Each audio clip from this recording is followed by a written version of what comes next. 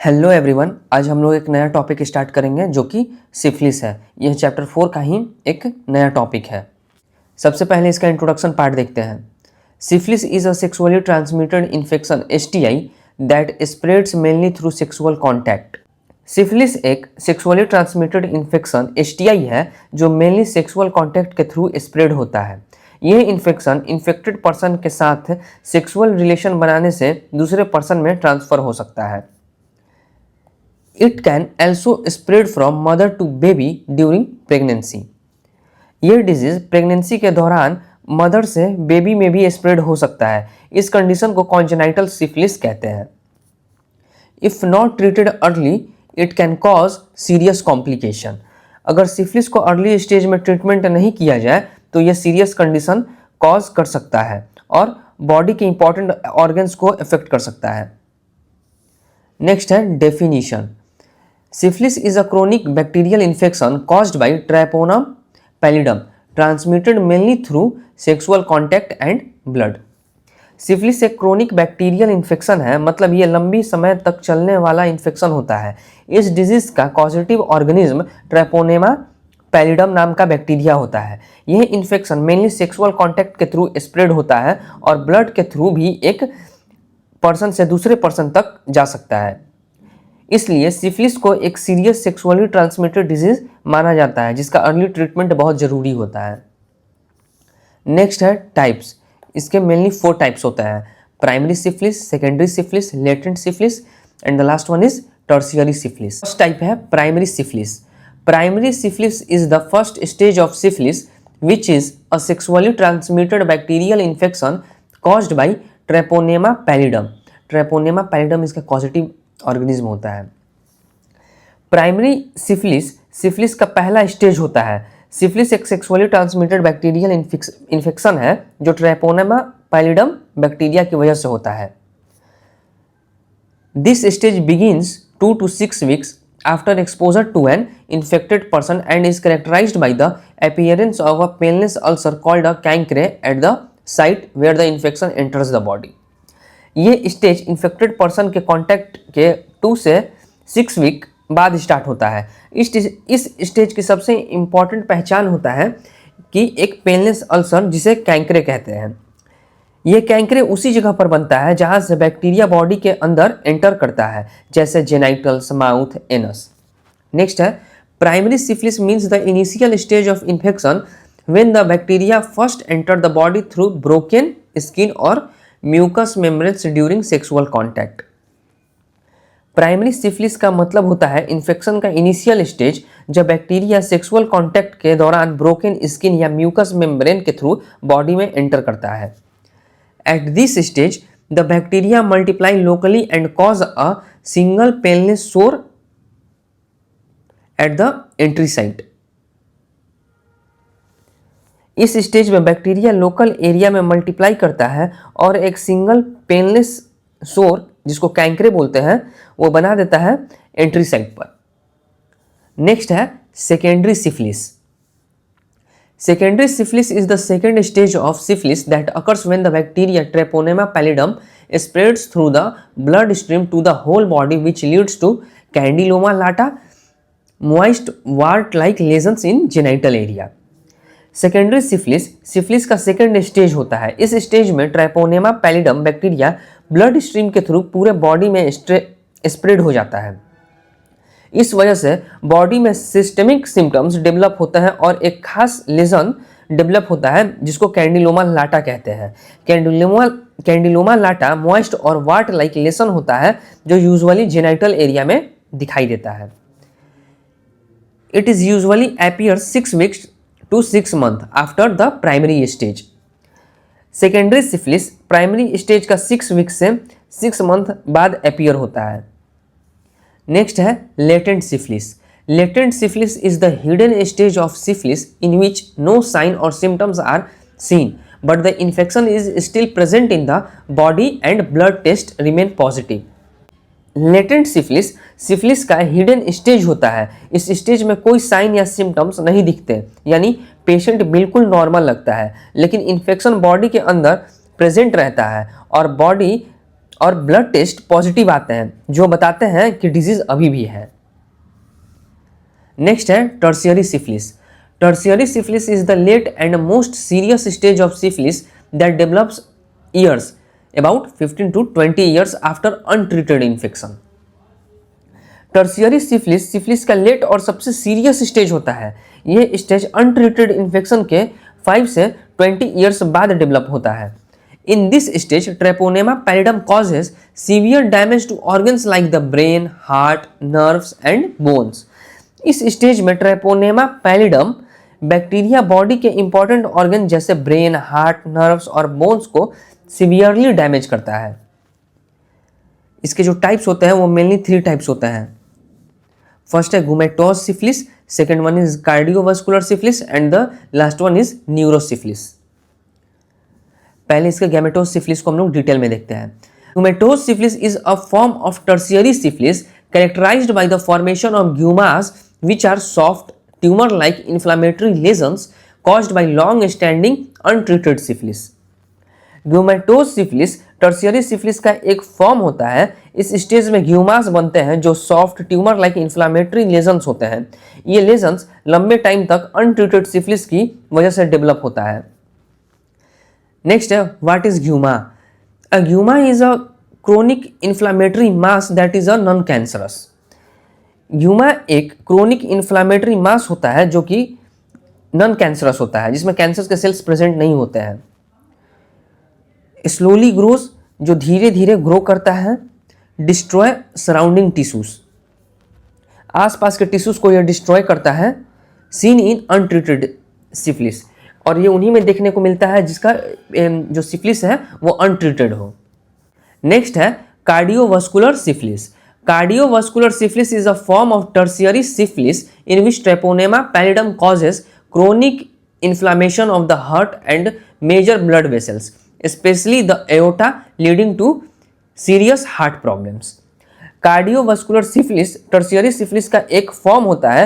इस कंडीशन में Treponema pallidum bacteria heart और मेजर ब्लड वेसल्स में क्रोनिक इन्फ्लामेशन कॉज करता है। ये इन्फ्लामेशन स्पेशली एओर्टा को इफेक्ट करता है, जिसके वजह से सीरियस हार्ट प्रॉब्लम डेवलप हो सकता है। नेक्स्ट है व्हेन इट अकर्स, ये कब होता है। Develops 10 to 13 years after untreated syphilis. ये कंडीशन अनट्रीटेड सिफिलिस के 10 और 30 ईयर्स के बाद डेवलप होता है। Seen in long standing untreated infection, यह लॉन्ग स्टैंडिंग और अनट्रीटेड इन्फेक्शन में देखा जाता है। इसका मेन पैथोलॉजी है इन्फ्लामेशन ऑफ वैसा वेजोरम ऑफ एओर्टा। इस कंडीशन में एओर्टा के वैसा वेजोरम में इन्फ्लामेशन हो जाता है। वैसा वेजोरम जो छोटा ब्लड वेसल्स होता है एओर्टा का। Leading of weakening of aortic वाल, इस इन्फ्लामेशन की वजह से एओर्टिक वाल कमजोर हो जाता है। नेक्स्ट है कॉमन कंडीशन सीन, इसमें क्या क्या कंडीशन देखने को मिलता है। फर्स्ट है सिफाइलिटिक एओर्टाइटिस, इन्फ्लामेशन ऑफ एओर्टा, इसमें एओर्टा में इन्फ्लामेशन हो जाता है। नेक्स्ट है aortic aneurysm, dilatation of aorta, इस कंडीशन में एओर्टा डायलेट हो जाता है, मतलब फूल जाता है, फैलने लगता है एओर्टा। नेक्स्ट है aortic valve insufficiency, leakage of aortic valve, इसमें एओर्टिक वाल्व से ब्लड लीक होने लगता है। नेक्स्ट है neurosyphilis. Neurosyphilis is a serious complication of syphilis in which Treponema pallidum infects the brain, spinal cord और nerves. Neurosyphilis syphilis का एक serious complication होता है। इस कंडीशन में Treponema pallidum bacteria brain, spinal cord या नर्व्स को इन्फेक्ट करता है।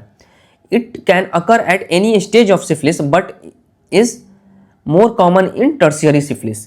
यह कंडीशन सिफिलिस के किसी भी स्टेज में हो सकता है, लेकिन ज़्यादातर टर्शियरी सिफिलिस में देखा जाता है। नेक्स्ट है व्हेन इट अकर्स, ये कब होता है। मे अकर अर्ली और लेट, ये कंडीशन अर्ली या लेट दोनों स्टेज में हो सकता है। नेक्स्ट है more common years after untreated infection, लेकिन ये ज़्यादा कॉमन होता है जब इन्फेक्शन लंबे टाइम तक अनट्रीटेड रहता है। नेक्स्ट है टाइप्स ऑफ न्यूरोसिफिलिस, इसके मेनली 4 टाइप्स होते हैं। एसिम्प्टोमेटिक न्यूरोसिफिलिस, मेनिंजियल न्यूरोसिफिलिस, मेनिंजोवास्कुलर न्यूरोसिफिलिस और पैरेनकाइमेटोस न्यूरोसिफिलिस। इसमें 2 इसके सब टाइप्स होते हैं, जनरल पैरेसिस और टेप्स डोर्सालिस। इसको हम लोग डिटेल में देखते हैं। फर्स्ट है asymptomatic न्यूरोसिफिलिस। Asymptomatic neurosyphilis is a form of neurosyphilis in which the central nervous system is infected but the patient has no neurological sign or symptoms. Asymptomatic neurosyphilis का एक फॉर्म होता है। इस कंडीशन में सेंट्रल नर्वस सिस्टम इन्फेक्टेड होता है लेकिन patient में कोई न्यूरोलॉजिकल साइंस या सिम्टम्स नहीं होता। The condition is detected only by abnormal CSF findings. यह कंडीशन सिर्फ एबनॉर्मल CSF फाइंडिंग्स के थ्रू डिटेक्ट होता है। CSF को सेरेब्रोस्पाइनल फ्लूइड बोलते हैं।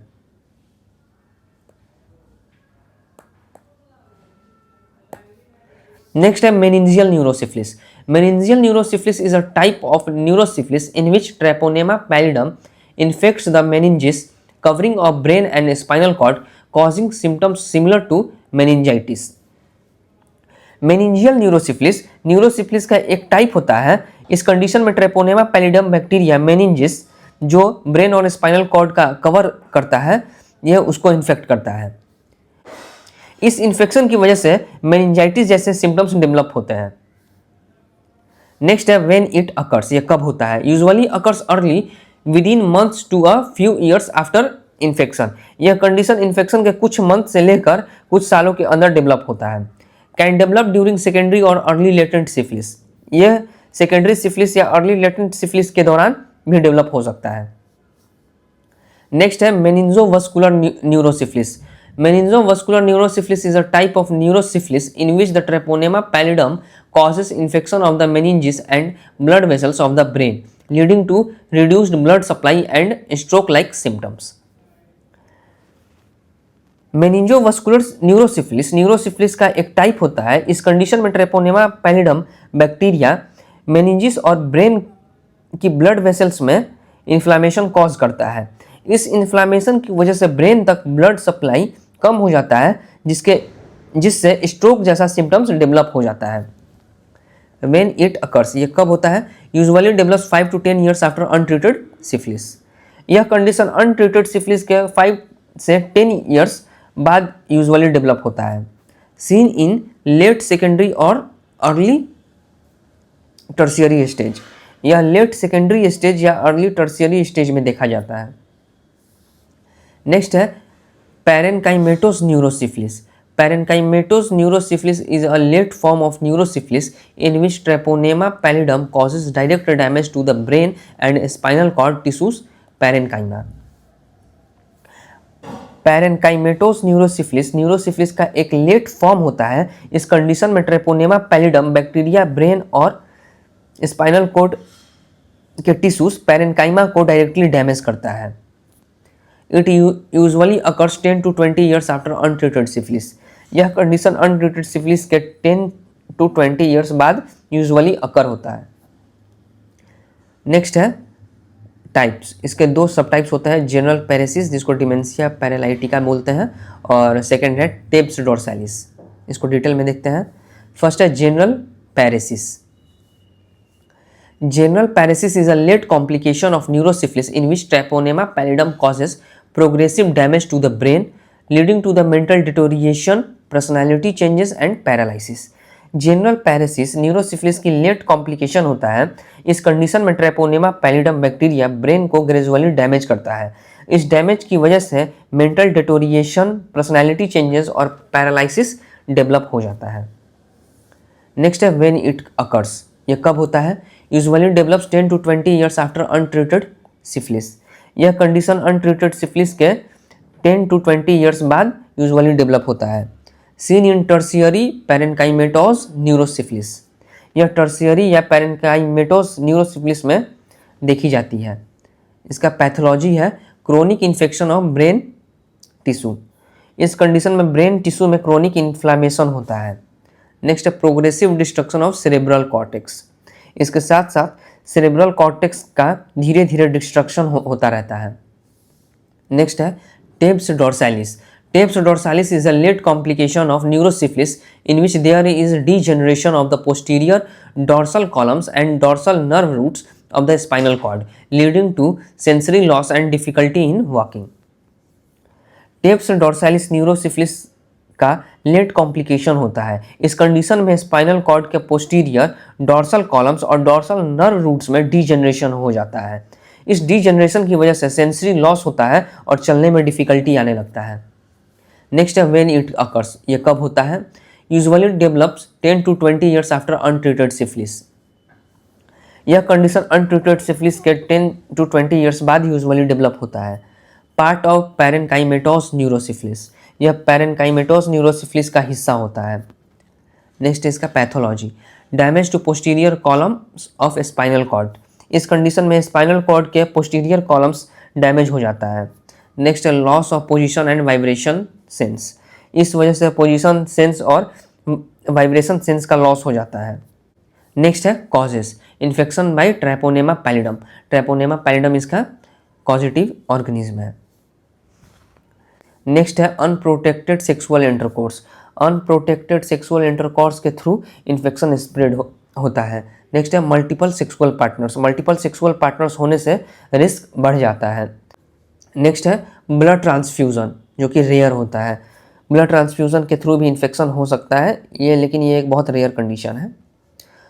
From infected mother to fetus congenital syphilis, infected mother से फीटस बेबी तक इन्फेक्शन जाना, जिसे कॉन्जेनाइटल सिफिलिस कहते हैं। नेक्स्ट है साइन एंड सिम्टम्स। फर्स्ट है प्राइमरी स्टेज, इसके साइन और सिम्टम्स अकॉर्डिंग टू टाइप्स हैं। तो प्राइमरी स्टेज के जो साइन एंड सिम्टम्स है वो फर्स्ट है painless genital ulcer chancre. Genital area में पेन वाला घाव बन जाता है जिसे कैंक्रे कहते हैं। इनलार्ज लिम्फ नोड्स, पास के लिम्फ नोड्स में स्वेलिंग हो जाता है लेकिन यूजुअली पेन नहीं होता। नेक्स्ट है secondary stage, skin rash palms and soles. Health, हाथ की हथेली और पैर के तलवे पर रैश दिखाई देता है। नेक्स्ट है फीवर, बुखार इसमें आ जाता है पेशेंट को। नेक्स्ट है सोर थ्रोट, गले में दर्द या इरिटेशन होता है। नेक्स्ट है हेयर लॉस, इसमें हेयर लॉस देखने को मिलता है जिसमें पैची हेयर लॉस हो सकता है। नेक्स्ट है फैटिग, पेशेंट को थकान और वीकनेस होने लगता है। नेक्स्ट है लेटेंट स्टेज, नो सिम्टम्स, इस स्टेज में कोई साइन या सिम्टम्स नहीं होता, पेशेंट नॉर्मल दिखता है। नेक्स्ट है tertiary stage, heart disease, heart से रिलेटेड प्रॉब्लम होने लगता है इस स्टेज में। Brain and nerve damage, brain और नर्व्स को नुकसान पहुंचता है। नेक्स्ट है पैरालिसिस, शरीर के किसी हिस्से में पैरालिसिस हो सकता है। नेक्स्ट है मेंटल चेंजेस, सोचने समझने और बिहेवियर में चेंजेस आ जाता है। नेक्स्ट है diagnostic evaluation, detail sexual history, इसमें डॉक्टर पेशेंट से सेक्सुअल लाइफ से रिलेटेड क्वेश्चन पूछते हैं, जैसे अनप्रोटेक्टेड सेक्स हुआ या नहीं, एक से ज़्यादा सेक्सुअल पार्टनर्स है या नहीं, पहले कोई STI हुआ था या नहीं। इससे डॉक्टर को इन्फेक्शन का रिस्क और सोर्स समझने में हेल्प मिलता है। नेक्स्ट है blood taste like VDRL and RPR, ये एक स्क्रीनिंग टेस्ट होता है। VDRL इसे वेनेरल डिजीज रिसर्च लेबोरेटरी टेस्ट कहते हैं और RPR रैपिड प्लाज्मा रीजिन टेस्ट, ये टेस्ट ब्लड में एंटीबायोटिक्स को डिटेक्ट करता है जो सिफिलिस इन्फेक्शन में बनती हैं।